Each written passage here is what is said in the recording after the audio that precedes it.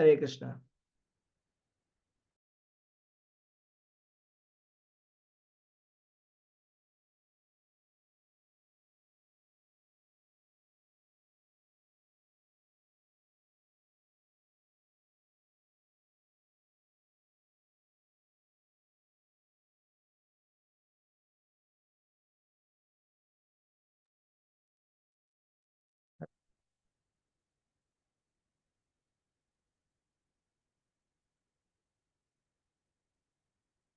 Sorry, some technical glitches here. Yeah.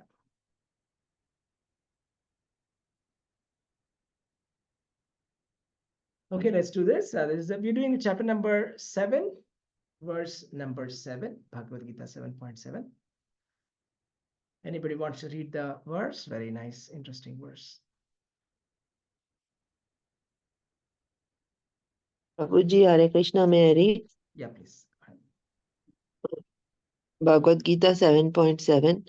Mattah paratarannanyat kinchidasti dhananjaya mai sarvamidam protam shutre manigana iva.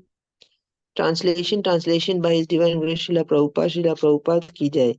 O conqueror of wealth, there is no truth superior to me.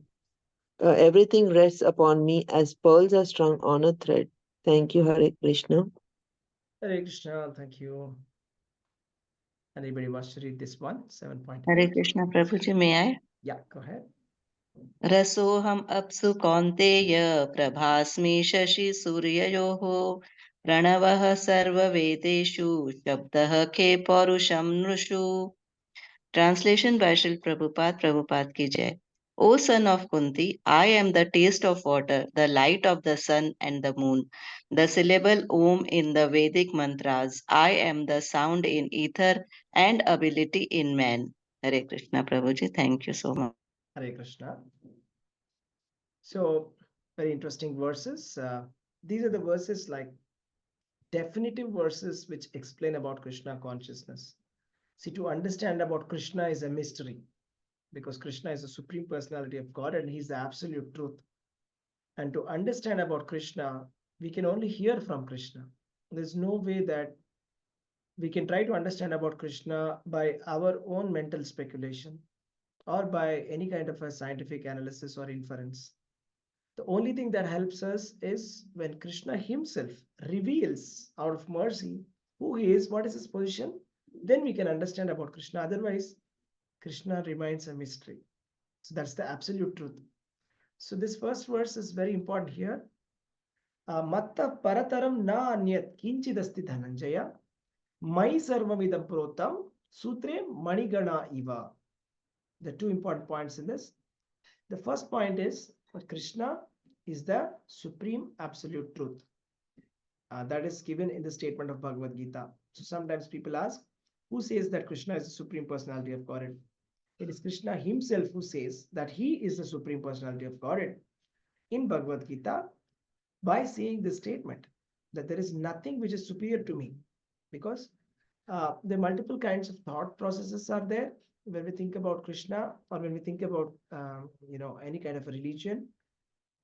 We have multiple conceptions. So the first conception is like the atheism, right? The atheists think that there's no God at all. There's no God. Or they say that this material body is temporal. Or they say there's no Atma inside the body. There's no Paramatma inside the body. There's no spirit soul, right? They think that there's no controller, right? Krishna is refuting atheism here, saying that, no, there is nothing actually above me. Okay, I am the controller. Okay, I am the superior truth. And the another thought process is that polytheism. Polytheism is like worshipping multiple gods, many multiple gods, and sometimes some people also worship the nature, material nature. So for that also Krishna is giving the answer. Krishna is refuting polytheism and saying, Matta parataram nanyat kinchidasti. There is no superior truth to me. That there is nobody who is superior to Krishna, or there is nobody who is equal to Krishna. Is asamortva. Nobody can be equal to him or greater than him. So Krishna is telling that. And also there is another kind of a philosophy called the impersonalism or Mayavad, where it says, yeah, we believe in religion, we believe in the Vedas, but we believe that the supreme absolute truth is impersonal. But then Krishna is saying here that I am the supreme absolute truth. So when Krishna is himself speaking to Arjuna, you have to take it that, when he says Matta Parataram Nanyat, when he says that it's nothing beyond me, it doesn't mean that it's something inside Krishna that's speaking, or it's something else who's speaking, because there's nothing called as inside Krishna and outside Krishna. Krishna is the same. Inside or outside is the same. Okay. So a lot of people try to understand it in an impersonal way, but that's wrong, because Krishna is speaking to Arjuna here and he's explaining that he is the absolute truth. Of course, there is another vision called as the Brahman, impersonal Brahman conception, Brahma Jyoti. Brahma Jyoti has been glorified in certain parts of the Vedas and the Upanishads. And we may think maybe it's the Brahma Jyoti is the supreme absolute truth, like the Mayavadis or the impersonalists say. But in the 14th chapter of Bhagavad-gītā, Lord Krishna says that Brahmanoham Pratishtaham. That means this Brahman, I am the basis of the impersonal Brahman. That's, Bhagavad-gītā chapter number 14, verse number 27. He says, Brahmano hi pratishtaham amrutasya vyayasya cha shashvatasya cha dharmasya sukasya ikantikasya cha. That means I am the impersonal, I am the basis of impersonal Brahman, which is immortal, imperishable, and eternal, and the constitutional position of ultimate happiness. So in Bhagavad-gītā, all the positions are very clear. So when we repeatedly read again and again and again and again, it becomes clear for us. Everything becomes just clear. So it's just like all the philosophies can be considered like some kind of clouds. And Lord Krishna and Krishna consciousness is like the sun. So for some time, temporarily, it is possible that some clouds can come and try to cover the supreme absolute truth by giving some multiple theories like there's no God or there's no Atma, or some people can say, yeah, there is God, but everybody, you can imagine any kind of a God and you can worship. That's also one kind of a cloud which is covering Krishna. Or somebody can say, yeah, we believe in God, but actually God has no form. We don't believe that God has a form. That's kind of an impersonal vision. That's also some kind of thing. Or the modern day scientists, they can say, no, actually we are more powerful than God. There's no designer. We are better than God. That also is refuted here. I'll tell you how. The second statement is very important. The second statement also supports this. He says, Mai sarva vidam prottam sutre manigana iva. This is a very beautiful example. Just think of this a necklace. Okay, just like, for example, pearl necklace is the example that Krishna gave. But at the moment, I don't have a pearl necklace to show you, but I can show you the kanti mala I'm wearing here, right? So it's a tulsi kanti mala. It's made up of tulsi beads. Okay, audibility is not good. Give me a minute. Let me check. Hare Krishna.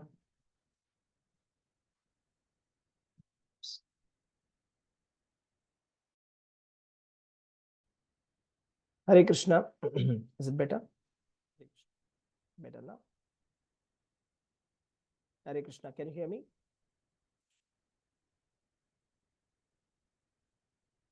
Yeah, thank you. Sorry about that. So just to quickly summarize, I was saying that Lord Krishna is saying here in this important verse, Bhagavad-gītā 7.7, very defining verse, which explains about the position of Krishna, that there is no truth superior to Krishna. Krishna is actually refuting everything, like any vision which is covering Krishna. Sometimes we think that there is no God. That's like a cloud, okay, which is covering the sun, which is Krishna. So sometimes there can be clouds, but then the clouds get cleared, then the midday sun will be shining. So that's Krishna. Supreme absolute truth cannot be covered by any amount of speculation. Yeah. Yeah. Hare Krishna, Hare Krishna, Hare Krishna.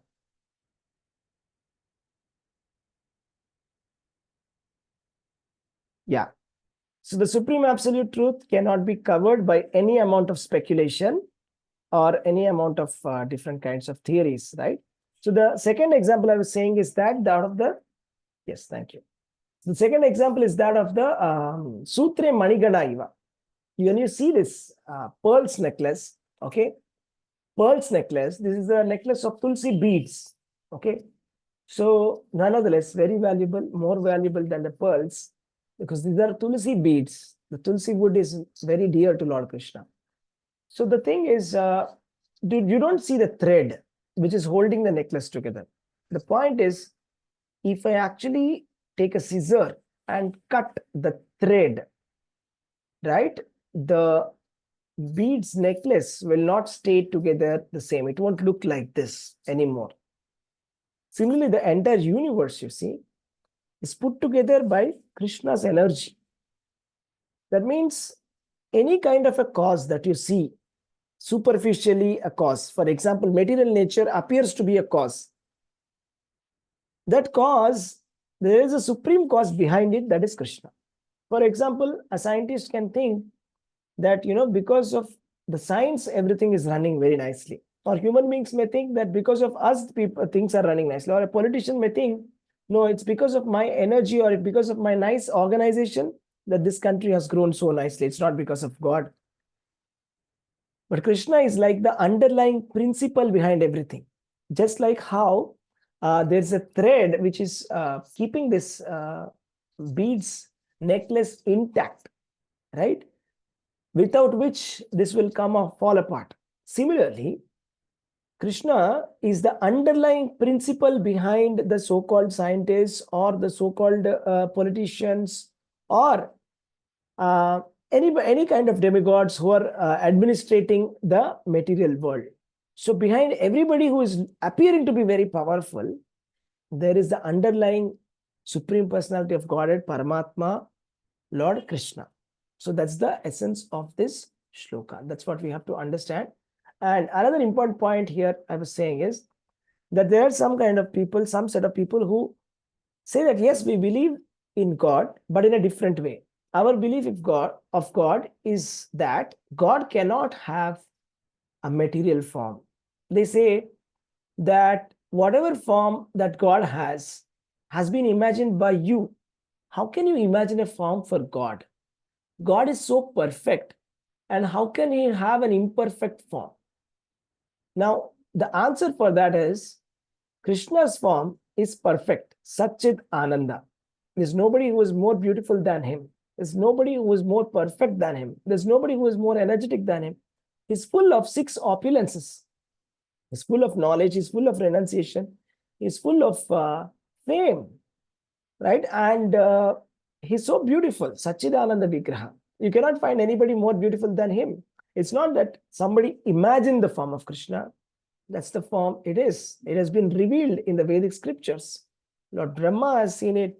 Narada has seen it. And great acharyas have seen it. Right? They have described it. And that's how we are. We have the descriptions from the Shastras. And that's how we know that, God's ultimate form is this. That is Krishna's form. It's not that we are trying to imagine some form. Krishna is saying that he is the superior truth. Therefore, we have to understand that. So one point that we have to understand here is when Krishna is speaking about his energies, there is a personal aspect and there is an impersonal aspect, both personal and impersonal aspect. So impersonal aspect is the beginning of understanding the personal aspect.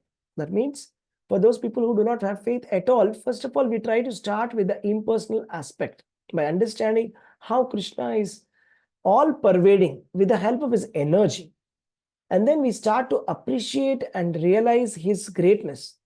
And then we proceed towards his personal powers or his personal beauty and personal form and personal story. We'll be able to appreciate better if we first of all understand who is Krishna. If we don't understand who is God, who is Krishna, then how can we proceed further in appreciating his pastimes?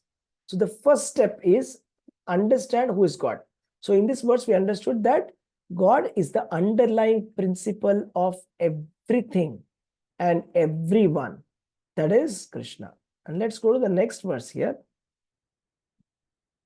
This says, Rasoham apsu kaunteya prabhasmi shashi suryayoho pranava sarva vedeshu shabda khe paurusham drushu. O son of Kunti, I am the taste of water. and the light of the sun and the moon, the syllable Om in the Vedic mantras. I am the sound in ether and ability in man. So Krishna is saying taste of water. Let's think about it for a moment. Taste of water. So when you're very, very thirsty, let's say you've gone out on a very sunny day and you come back home and you're looking forward for a glass of water. Okay, there is nothing more tasty than a glass of water. I mean, I can offer you a drink of Coca-Cola or soft drink or anything. Maybe I can give you a hot cup of milk or anything, but you will not appreciate any of that. All you want is a glass of water. At that point of time, when you drink that glass of water, it gives you immense satisfaction. And you find that water is very tasty. Sometimes we say that the water is tasteless, but water has a unique taste. The tastelessness itself is a taste. And definitely there is a unique taste for water, and it is everybody's experience when we drink the water, right? There is some kind of a nice taste for the water. So Krishna is saying, I'm the taste of the water. So this is very easy for us to remember God. How to remember God? How to remember Krishna? How to appreciate the greatness of God? Starting with some simple daily things that we do. How many times do you drink water in a day? You drink at least 3-4 times, or maybe more than that. So every time when you drink water, if you can just remember this word that Krishna said, I am the taste of the water. So here is Krishna. So Krishna is so kind that he has come and has given me water to drink. If you can think like that, right? That's how a personalist thinks. Impersonalist thinks, okay, this is the taste of water is God. The taste of water is God. In any ways, we can see that we will be able to remember Krishna. So these are the ways in which we can remember Krishna. That's the point number 1. To see whenever you drink water, remember Krishna. And then next one, it says, Prabhasmi Shashi Suryayo. Prabhasmi Shashi Suryayo means I am on the light of the sun and the moon. Of course, unless we are not going outside at all, and maybe like that's what is happening sometimes for us. But as long as you're going out, you're seeing the sunlight. If you're going in the night, you're able to see the moonlight. You're seeing the sunlight, you're seeing the moonlight. The sunlight is illuminating the entire universe. It's the brightest light. So where is sun deriving its energy from? As per the Vedas. As per the Vedas, the sun is deriving its light from the impersonal Brahma Jyoti. Brahma Jyoti is the source of this sunlight. Now, what is the source of Brahma Jyoti? That we should ask the question. Brahma Jyoti also has got a source. Brahma Jyoti source is Lord Krishna. Because like I said, 14.27, he says that Aham Brahmanaham Pratishtaham. That means that I am the basis of the impersonal Brahman. So that is the light which is emanating from the fingernails of Lord Krishna in the spiritual world itself is so bright that there is no need of any sun or moon within the spiritual worlds. Natad bhasayate suryo, na shashanko na pavakaha. There is no need of any sun or moon, or there is no need of any kind of electricity in the spiritual worlds, because Krishna is self-effulgent and the light from him is emanating, and outside the spiritual world, it appears to be a kind of a jyoti, a light, that is blinding light, crores of suns put together. And all the suns of all the material universes derive its energy or their reflection of this original light. So the impersonal Brahma. So the point is, the original source of energy of the sun, which is the brightest light in the day, the moon, which is the brightest light during the night, is Krishna. So that is God. So this is how we have to understand God. So Bhagavad-gītā is a wonderful framework to understand God. That's why it's called Bhagavad-gītā. Bhagavan means God. Gita means a song. It's a song sung by the God. So it gives us a wonderful way in which we can understand God in a very logical perspective. So then we will be able to appreciate the greatness of God. And then we will be able to surrender to God in a logical way. So that's why it's also called as a worship for the intelligence, right? So our intelligence, a lot of times we want some intellectual answer. The intellectual thought process is there in Bhagavad-gītā. So the next point is Pranava Sarva Vedeshu. Krishna is saying, I am the syllable Om in the Vedic mantras. So in the Vedic mantras, you see, you start with, Om, right? We say Om Keshavaya Namaha, Om Narayana Namaha, Om Madhavaya Namaha, like that. So it starts with Om. Any kind of worship, any kind of ritual, any kind of fire sacrifice, you can hear and you can see that Om, it starts with Om. So Om is called as Pranava. This Pranava is the representation of Lord Krishna. So it is, Krishna is saying Pranava, I am the Pranava in the Vedas. So this Omkara in the Vedas is a representative, sound representative of Lord Krishna. So now the question may come that what's the difference between Omkara and Hare Krishna Mahamantra? Omkara is the impersonal representation of Supreme Personality of Godhead, Lord Krishna. So generally it is chanted by the impersonalists. But the personalists who believe in the form of the Lord Krishna, they chant the Hare Krishna Mahamantra because Hare Krishna Mahamantra is completely non-different from Krishna. Whereas Omkar is, of course, it is a representative of Krishna, but in an impersonal way. Okay, so it is seen that in any kind of worship, even in demigod worship or fire sacrifices, any worship, there is Omkara. So you can see presence of Krishna in the entire Vedas. Entire Vedas, there is Omkara. Therefore, in all the Vedas, there is Krishna. That's how we have to understand it. And then it says, Shabda Ke Paurusham Rishu. This is also very interesting. Shabda Ke. See, ether or air is the medium of sound. So, how do you remember Krishna when you are driving your car in a busy traffic? That can be a question. Maybe you're stuck in a traffic for 1-2 hours and you're like, frustrated. So even when you're in traffic, you hear the sound of honking. Beep, beep, beep, beep, beep, beep. So that sound, you have to analyze and think. Krishna said, Shabda Ke Paurusham. Krishna said, Shabda Ke. That means in the ether, I'm the sound. I'm the sound. So this sound is actually Krishna. So Krishna is the sound in the ether. So only the sound is a proof that the ether medium is actually working. So Krishna is the sound representative. And this Hare Krishna Mahamantra is a representative of Krishna. So it's a direct representative of Krishna. There's no difference between Krishna and his sound representative, the Hare Krishna Mahamantra. So this is how you can remember Krishna all the time. You may be anywhere. You may be working in the office, traveling, going here, there. Whenever you drink water, remember Krishna. Whenever you're doing any kind of religious rituals, when you hear Omkara, remember Krishna. Whenever you're hearing a sound, right? Even in the traffic also, you should think that, okay, this sound is made possible because it's Krishna.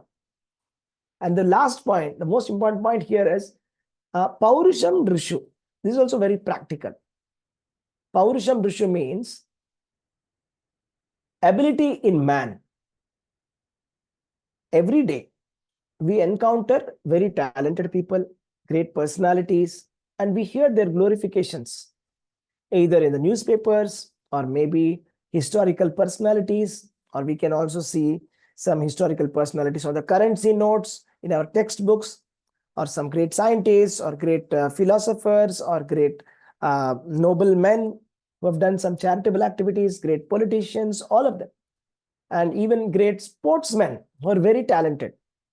So anybody, you see a talent, when you see talent in a person, you should remember Krishna. You should not see that person. You should not think, okay, this tennis champion is great. You must see that the ability in this tennis champion has been given by Krishna. So when you see India won the World Cup, T20 World Cup. So when you see the captain, so you should see the captain, oh, this captain is very great.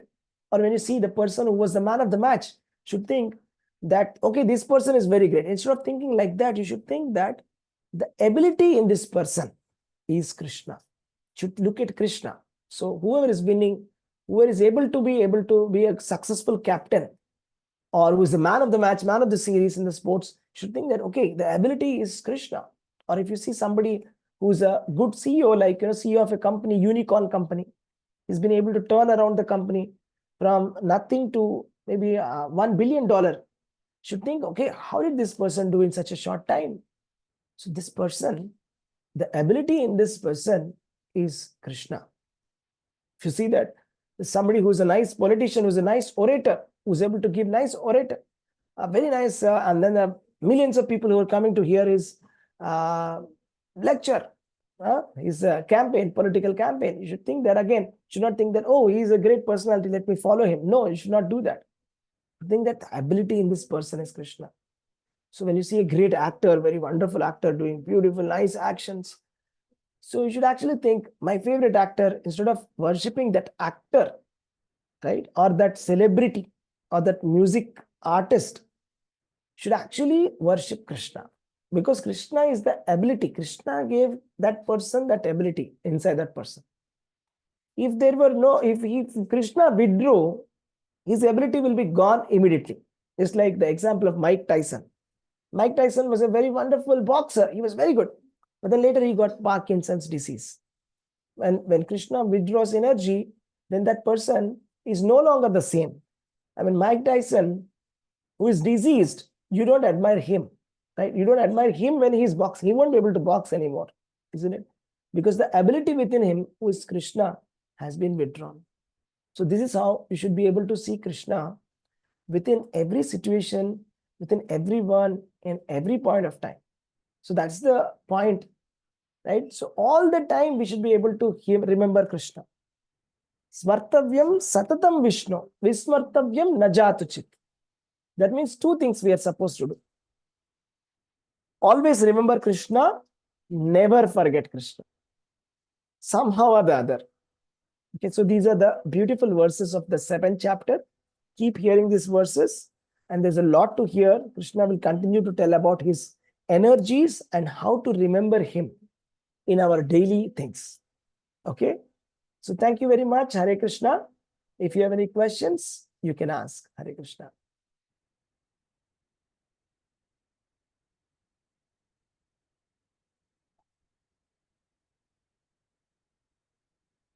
Any questions, any comments? Hare Krishna.